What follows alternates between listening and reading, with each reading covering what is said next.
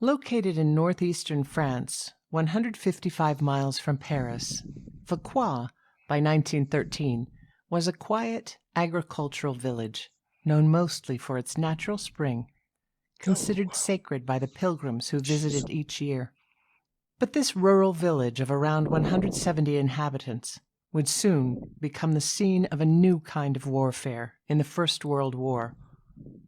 What makes the 4 years of fighting from 1914 to 1918 at Vauquois stand out is not its trench warfare or street fighting, or the number of lives lost there, but that this small hilltop village became the site of extensive and ongoing tunnel warfare.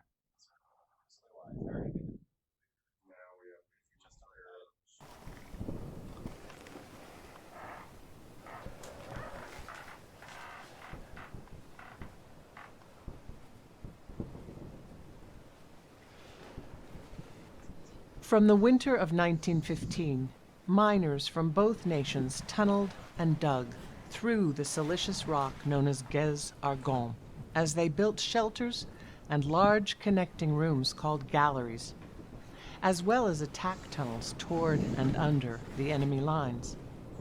Living conditions were exceptionally difficult. Vermin such as rodents, fleas, and lice aggravated the men continuously. Poor air quality and the risk of death due to cave-ins was ever present.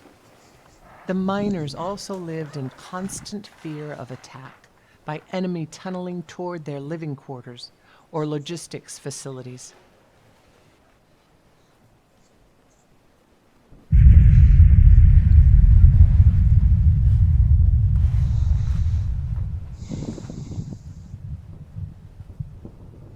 The work of the miners, armed with picks and hammers, was slow and arduous. This work was made more dangerous by the fact that the enemy was always listening and attempting to locate and destroy one another's tunnels by countermine.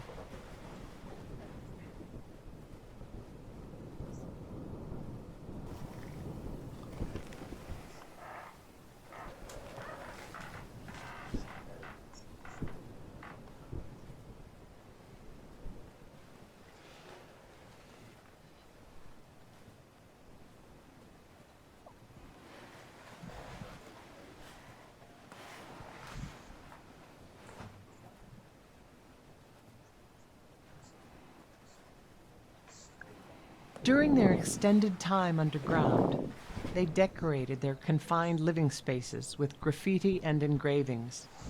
They carved symbols of faith and loyalty, even images of feared enemy commanders, into the stone.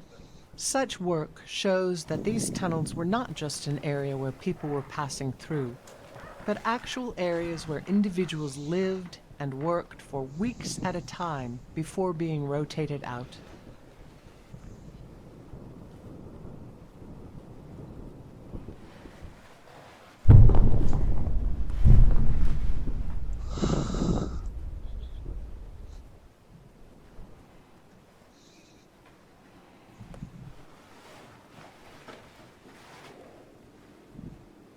In response to the ever-present fear of attack by countermine, both the Germans and French employed increasingly sophisticated methods of detection of enemy activity.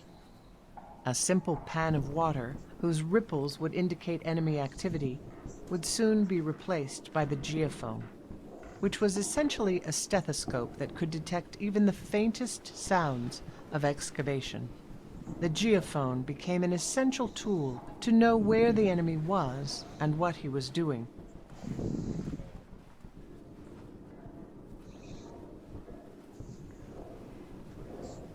During the Christmas of 1916, upon detecting one another's proximity in the mines, German and French miners sang to one another through earth that lie between them. One New Year's Eve, most likely 1917, both sides celebrated.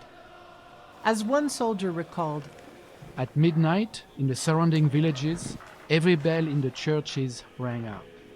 To the surprise of the men stationed in Vauquois at this ringing, the village bell joined in, despite being buried for quite some time.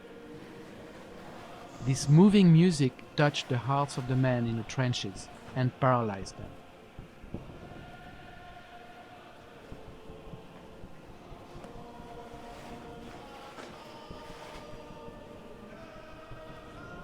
To this day, only a fraction of the mines at Vauquois have been reopened, and many men are still buried under the hill, along with unexploded ordnance in the mines. The enormous craters that 100 years on still shock in their depth and breadth leave a visible reminder of the massive scale of the fighting in the Great War